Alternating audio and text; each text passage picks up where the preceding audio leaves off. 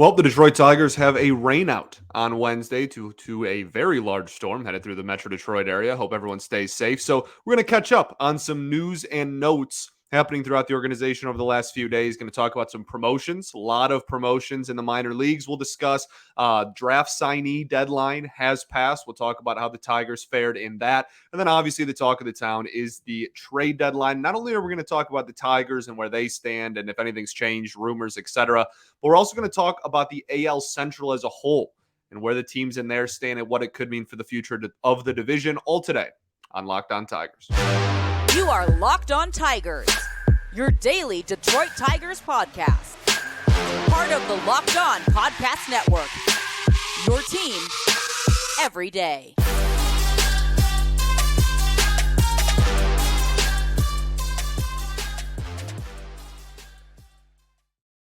What is up, everybody? Welcome back to another edition of Locked On Tigers. I'm, of course, your host, Scott Bentley. Today is Thursday, July 27th, 2023. Thank you so much for making Locked On Tigers your first listen every single day. We are free and available wherever you get your podcasts, including YouTube, part of the Locked On Podcast Network, your team every day. All righty. Well, the Detroit Tigers do not play a baseball game on Wednesday. Big storm, very big storm. I hope that everyone is doing okay. Everyone stayed safe and whatnot. I know several people, some family that has had, power knocked out and, trees all over the place and whatnot. So I hope everyone's doing well, staying safe and whatnot if you're in the area. But it did lead to no Tigers game being played on Wednesday. There will be a straight doubleheader by the sounds of it on Thursday, if you're listening to this on Thursday. So today. And we'll talk about it a little bit at the end, but it's very funny to me. We were going to miss Ohtani.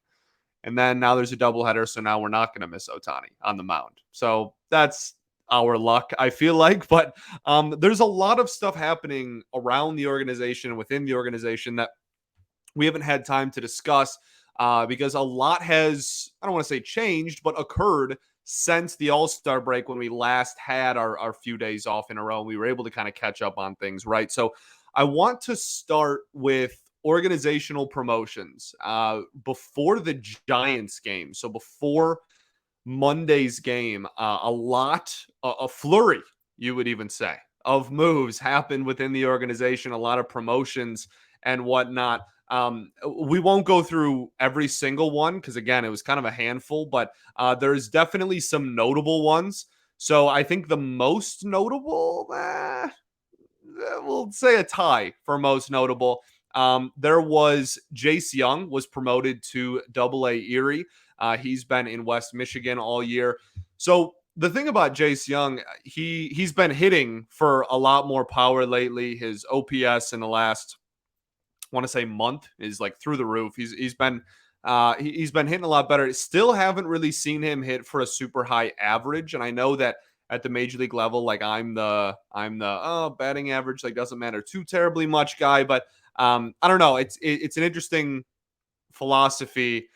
Like if you're not hitting for average down in the low levels of the minors, that's different to me than like not hitting for average in the majors necessarily. So we'll see what happens. I wanted them to take Young the night of the draft, right? Like I was on the same live stream and very much thought that was the pick given where they were at. So we'll see what happens, but he has been raking as of late for sure. Again, kind of a power surge in there. There's also some questions about how like his athletic ability will translate defensively.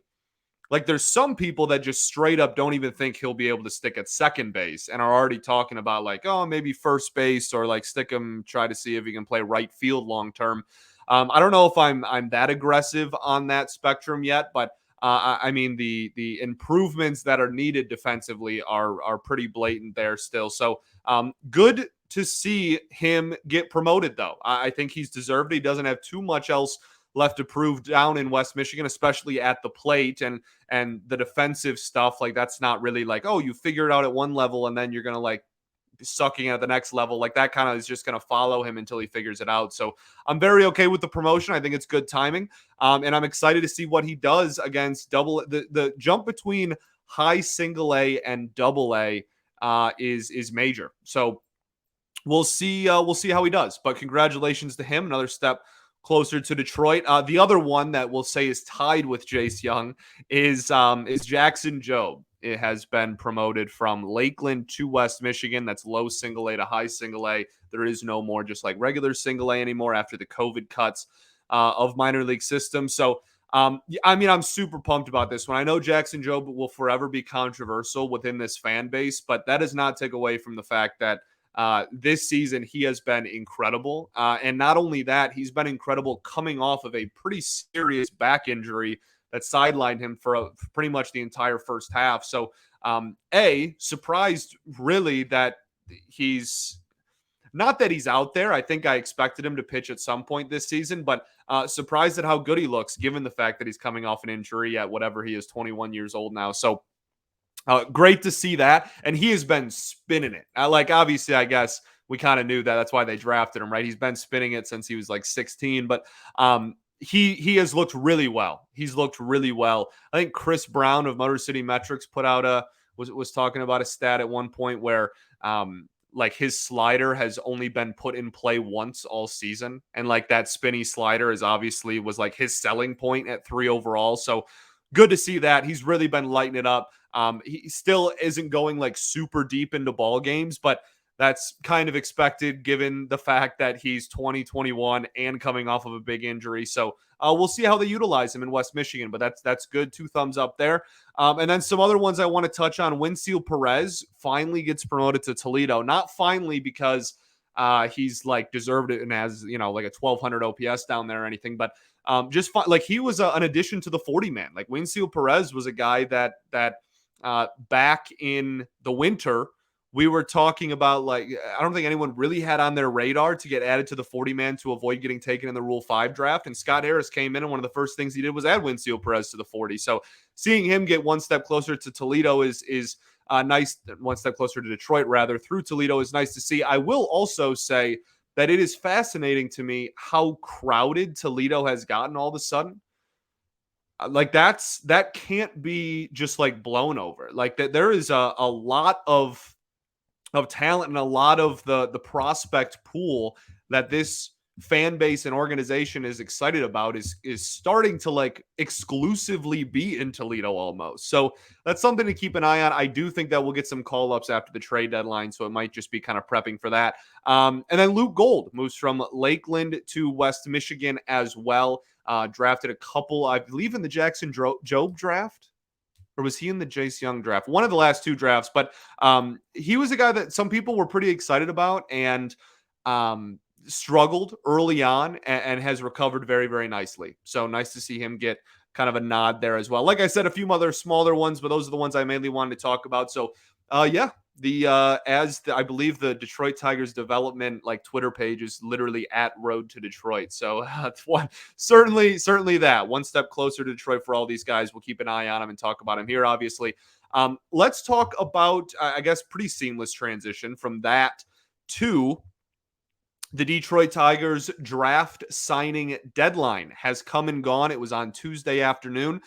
So they have, unless there's like an unreported one that has gone under the radar, the Tigers have signed all of the players they will sign out of the 2023 draft class. And we have great news, everyone. The Tigers signed 19 of 21 draftees, and the only 2 they didn't sign were high schoolers in the 17th and 18th rounds. So they literally signed all but 2, and the 2 they didn't were very, very back end of the draft guys anyways. They're going to go to college and try and raise their draft stock. So I think that is a massive win. We'll kind of talk about it more after I tell y'all about our friends over at Ibotta. It's officially summer, and with the new season comes new clothes. But your closet shouldn't be the only thing growing when you make those purchases. Now you can also watch your cash grow with each purchase with Ibotta. Ibotta gives you cash back on hundreds of grocery items and produce and personal care to pantry goods, clothes, etc. So you can make beating inflation your priority no matter what. Either link your loyalty account or upload your receipt after you shop and get your cash back. It's simply that easy. Other apps give you points that don't really end up amounting to much, but with Ibotta, you get real cash back fast, and you can cash out to your bank account, PayPal, gift cards, etc. anytime you want. You earn cashbacks on hundreds of online brands and retailers as well. So when you start with Ibotta, including Lowe's, Macy's, Sephora, Best Buy, and more, it really is, again, very, very clutch. So right now, Ibotta is also offering our listeners $5 just for trying Ibotta and using code MLB when you register. Just go to the App Store or Google Play Store and download the free Ibotta app and use code MLB. That's IBOTTA in the Google Play or App Store and use code MLB. All right, everybody, welcome back. Segment 2 here, Locked On Tigers. I appreciate you all for tuning in, making us your first listen every single day. Free and available wherever you get your podcast. Shout out to the everydayers that do tune in every day. We'll be back tomorrow, hopefully recapping a doubleheader with the Los Angeles Angels. Also, be sure to check out the Tigers home broadcast on the Sirius XM app. Just search Detroit Tigers, and you get the home broadcast. Pretty clutch there. Get to listen to some legends in our radio booth. So let's talk about the draft a little bit. We'll kind of close the door on that conversation. Then we'll get into the trade talk that I'm sure everybody really actually wants to listen to. But this stuff is really important, man. Like, this is how you build a farm system. Like this illusion that a farm system is simply just like first round picks and that's it, man, is really like not true, even remotely. Like this is foundational pieces being laid here. And we talked about on the draft recap episode, not the Max Clark one, but the one after that, where we talked about everybody else that we drafted. We had mentioned, and there was a discussion and there was some doubt about like, okay, yeah, we drafted 9 prep guys, which is like 3 times more than Avila ever did in a single draft class ever. Like the most Avila, I tweeted this out at the time, but I think it was the most prep players that Avila ever drafted in the first 20 rounds, at least, like the actual guys that it would end up being a part of the organization in any of his drafts was 3. Scott Harris's first draft, he drafted 9, and he was able to sign 7 of those 9 and then sign every single college player that he drafted as well. 19 of 21 is really solid. So the 2 that did not sign, just so we're clear, is Ethan Ferris, who's a third baseman from Texas, and then also pitcher Blake Pivarov from Arizona, who is he was the one we did sign. Went the wrong way. Bradley Stewart, the pitcher from Cooper Christie High School. So those are the 2 prep players, Ethan Ferris and Bradley Stewart, that did not sign. But everybody else locked up. And that's a really great sign. So, the signability issue ended up not being too much of an issue. Also, something I want to discuss is the fact that with that, signability quote-unquote issue, the Detroit Tigers officially spent $17,617,000. Jeez Louise, I cannot read numbers. All right, we're going to try this one more time. Everyone ready? $17,677,450. Boom. Okay. Goodness gracious, that was really, really a struggle for me. I'm sorry. But with that number, 17.6 mil, that is the most that any team spent in the entire league on signing their draft picks. So again, when going back to the Max Clark pick and people complaining about like, oh, they only took Max Clark so they could save money. No, objectively wrong. And like we talked about that at the time, it wasn't to save money overall. It was to put themselves in a position where they could draft high school players later. They did exactly to a T what we talked about on here with their strategy after taking 2 prep guys in their first 2 picks, right? Especially with Clark at the top. So that's 17.6. It's not even close either. The Pirates are second, and they had 17.1. So the Tigers spent $500,000 more than the second place team on this list and 1.5 mil over the team that spent the third most, which was the Nationals. So again, not even close. Blew every other team, honestly, out of the water with this. And again, one of the biggest, they went over their pool money. we talked about it going into the draft as well in the bonus episode. They had like 15 and a half, I want to say, somewhere around there, 15 and a half mil in bonus pool money heading into the draft. They ended up spending $2 million over that. Now it's kind of complicated, but they like if you go significantly over the allotted pool money, you get taxed on that. Like that's like the equivalent of like going over the luxury tax. So this notion, and I'm not trying to defend ownership. Trust me, that's the last thing I'm trying to do here. I'm more trying to defend Scott Harris a little bit than anything else, because a lot of people in my mentions and in my comments after the Clark pick were like, "You're, just like standing in the way of this team. Let us be upset. Like they're clearly just trying to save money, and like that's objectively not true with these numbers being released." Cool. Cool. So I think that's a really successful first draft for Scott Harris. Obviously, only time will tell. 5 years from now, if all these guys suck, then we'll look back and be like, wow, that was disappointing. But on July 26th, just 2.5, 3 weeks after the draft itself, I'm pretty pleased with how this turned out. I'm actually really excited. It's some of the most excited I've been about a Tigers draft in quite some time, to be completely honest with you. So thumbs up all around. Let's talk about the trade deadline. That's what everybody wants to hear. As far as, let's start with the AL Central, okay? Because this is really like a fascinating conversation to me.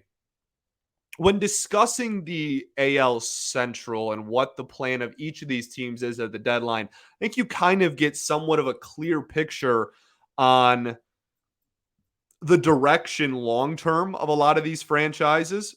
And that obviously directly impacts the Detroit Tigers. So we'll save the Tigers, obviously, for the end of the show. We'll kind of just riff about where they stand and any rumors and news and notes and anything out of that camp at the end here. But, just team by team. The Royals, I'm going to be honest with you.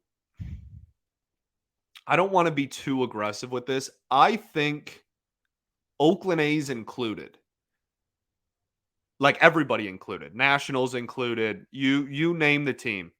I think the Royals might be the furthest away from contention in all of baseball. I think the Kansas City Royals are just dreadful at the moment. And like, I don't have well, I don't really like the Royals, to be honest with you. I was going to say I don't have like a deep hatred for the Royals, but like, that might only be half true.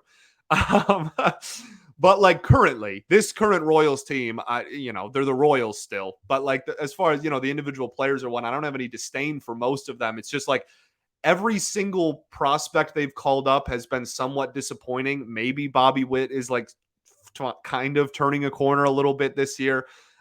Certainly better than he was last year. So I guess that's, we got to give him credit. But like they were supposed to have a pitching juggernaut. When the Tigers were doing their, we're going to draft a pitcher in the first round every year. And we have Franklin Perez and we have Beau Burrows and we, then we add Casey Mize to it and Matt Manning and all this, right? Like that was supposed to be like the Tigers MO. It was supposed to just be a lot of dogs in the rotation.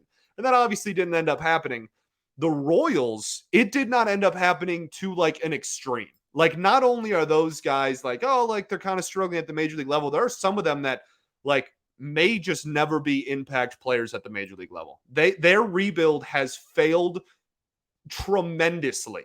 Like I can't really articulate. I can't find an adjective to describe how significantly their rebuild has failed.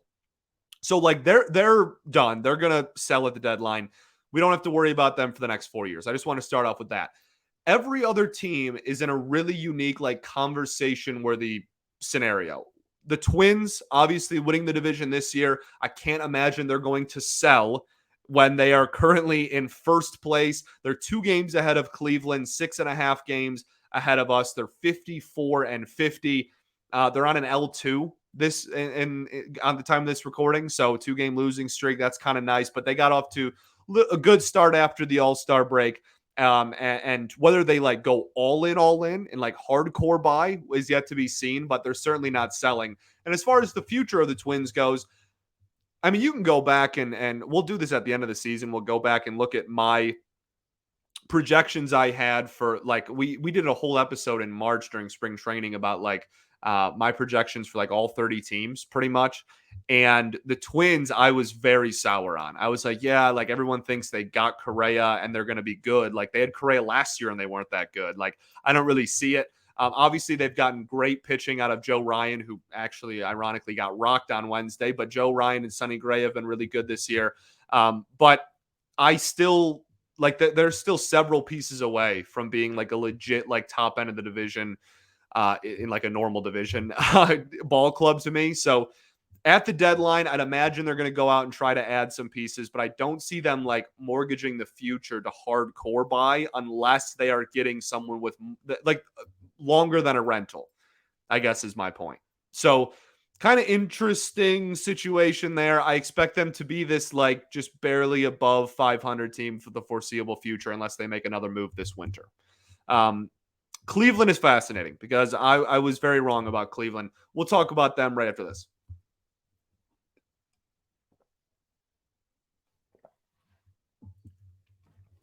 All right, everybody, welcome back here. Third and final segment of Locked On Tigers. I appreciate y'all for tuning in. Be sure to check out the Tigers home broadcast on the Sirius XM app. Just search Detroit Tigers, and you will get the Tigers home broadcast on the Sirius XM app. Super cool feature. Okay, so let's get right back into it. I mean, Cleveland is 2 games out of first right now. Honestly, I might still say Cleveland's going to win the division. They're exactly 500. They're 51-51 at the time of this recording. I like that's how little I believe in the Twins. And it's more of that than it is like some just like blind faith in the Guardians. But like I legitimately do not believe in the Minnesota Twins whatsoever. To like put a run together and end up being like 5 to 10 games over 500 at the end of the year. Again, we'll see how their deadline goes. Cleveland's just that they're always going to be this. Like they're going to be really good some years. They'll be around 500 some years. As long as they have J-Ram and their like minor league pitching factory in place, which both are still very much in place, they're always going to be like okay or better. That they're not going to bottom out anytime soon. They're going to be players. They're going to have to be a team that the Tigers are going to have to leapfrog at some point. Even if that's not leapfrogging like a 90-95 win Cleveland team, they're certainly in a better position than the Tigers are right now. And they've just gotten zero offense this season. So except for J-Ram. So that's a team that at the deadline, I could see them buying some bats for sure and letting go with some. I mean, they have a decent prospect pool. Probably decent is probably an understatement. I really like Cleveland's prospect pool. So it wouldn't shock me if they went out there and got some bats, but they also don't pay anyone. So I'm not sure they're going to be looking at too many rentals. I think they might be more of a like, oh, we'll give you a better prospect if you give me a year and a half of a decent hitter or 2.5 years even of a decent hitter. So that's kind of where I see them standing. But the future of Cleveland, they're going to be 500 or better, around 500 or better, I'll say, for the foreseeable future in my eyes. Chicago is a bleep show. That's what the Chicago White Sox are. This has been an absolute train wreck and disaster of the last 2 seasons for the Chicago White Sox. As a Tiger fan, it is admittedly like kind of nice, just given how often we had to listen to the South Side for like 5 years. Just talk about like our prospects are coming. Our prospects are coming. Watch out, dude. Watch out. Oh no, bleep you. You don't believe we're going to be so good and we're going to own the AL Central for a decade. And then they win 1 division title and immediately go back to being bad. Like that's as the fan in me, not the analyst, but the fan in me, that makes me smile. The analyst in me is looking at what are they 20 games under 500? Oh my gosh. Holy cow. I didn't even realize it was that bad. 41-61. Goodness gravy. So they're selling. They're hardcore selling at that. I think they should sell literally everybody. Like this clearly didn't work. They gave, Luis Robert the Atlanta Braves contract where he's going to be there for the next decade. He's a fantastic talent. If he even walked like once a week, he would literally be an MVP. But like he doesn't. And he's still incredible. He's still going to put up like a 5.5 win season this year, even without walking, basically. So it's very impressive. He's unbelievably talented. So they're going to try to build around him, but I would trade everyone, dude. There's rumors apparently that like anyone wants Tim Anderson right now. Do it immediately. What are we even waiting for? He is the worst OPS. Like, if you think Javi's been underperforming, he has. Don't get me wrong. Tim Anderson is like significantly worse of an OPS than Javi Baez. So like they should move him if there's any interest in that. I think they should literally trade everyone. They should trade Eloy. They should trade both pitchers. They should trade Cease and Giolito. Outside everyone not named Luis Robert, I think should be on the block for this team. And that's going to cause, not that they were like in the mix, we're 5.5 games better than them this year. So not that they were really in the mix as is like this season with like the Tigers, not really a team that we had to leapfrog or anything. I think going forward, they should sell everything, get what you can, and try again with like a new regime. I have no idea how Hahn has been employed for as long as he has. They should just try again. Yeah, I have a lot of friends that are White Sox fans down in Chicago, and we have this discussion often. I can't fathom a reality in which they don't hardcore sell and like try to just keep making this thing work that clearly is not going to. So that's kind of where I stand with everybody in the Central. In regards to the Tigers, I think that we talk about not being too reactionary, and we talk about how bad I am at it just because I have a daily show and there's a game every single day, and not getting too high with the highs and too low with the lows across the season. I do think that the Tigers currently are in a decent spot, and when you go back to preseason expectations, I'm not sure they were significantly more than 9 games under 500 heading into like trade deadline conversations. And I also think that we have some pieces in place that are exciting for the future. Obviously, Green, Torkelson's been good over the last month. Kerry Carpenter is a guy that you can go back. I don't get to hide. Like, all of my takes I've ever had are very public for everybody. I had said that I would rather Akil Baddoo make the opening day roster than Kerry Carpenter in March. And that's obviously preposterous now. And Kerry Carpenter is one of the 2 best hitters on this team.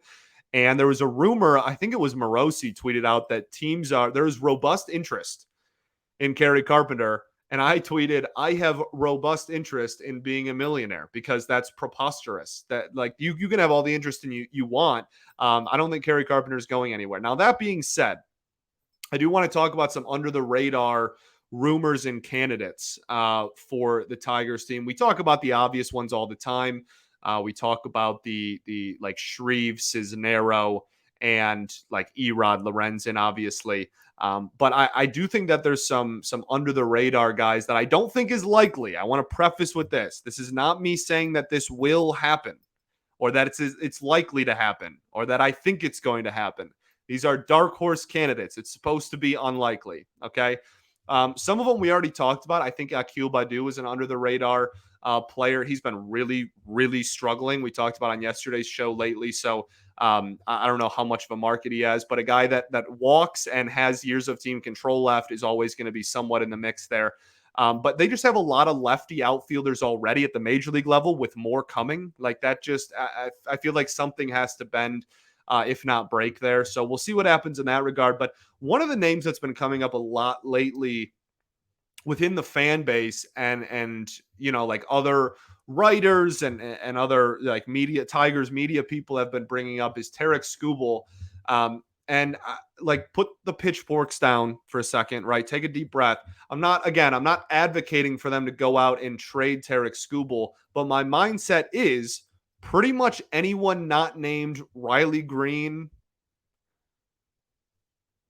I was going to say Spencer Torkelson, but I don't know if a good enough offer came across my table. I don't know. I'd probably entertain that. I was just trying to think if there's anybody else that I view like truly untouchable. And I think outside of Riley Green, I don't.